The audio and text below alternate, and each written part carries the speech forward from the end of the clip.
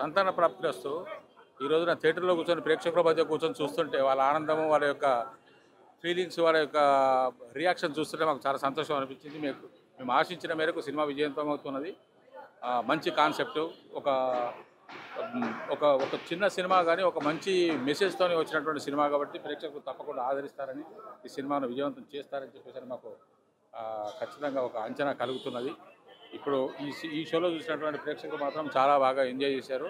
మాకు మంచి అభినందనలు తెలిపారు. అందరికీ ధన్యవాదాలు. రవితేజ గారితో ఉంది, వరుణ్ తేజ్ గారితో ఉంది,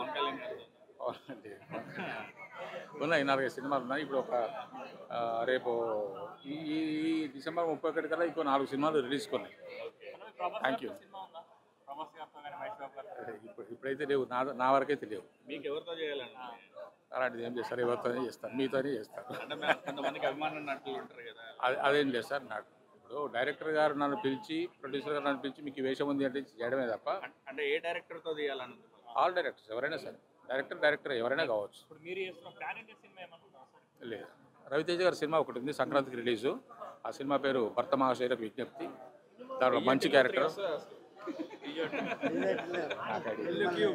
నాకు ఐడియా ఎంజాయ్ చేస్తున్నారు, సినిమాను బాగా ఇష్టపడుతున్నారు. విజయవంతం అవుతుందని ఆశాభావంతో ఉన్నాము. విజయవంతం చేయాలని కోరుకుంటున్నాను.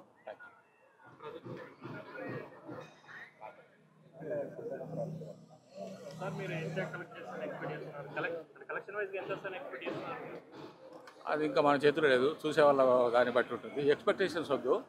సినిమా ఒరిజినల్గా బాగుంది కాబట్టి మనకు అతిశక్తులు కాకుండా ప్రజల ప్రోత్సాహంతో సినిమా విజయవంతం అవుతున్నటువంటి ఆలోచన ఉంది.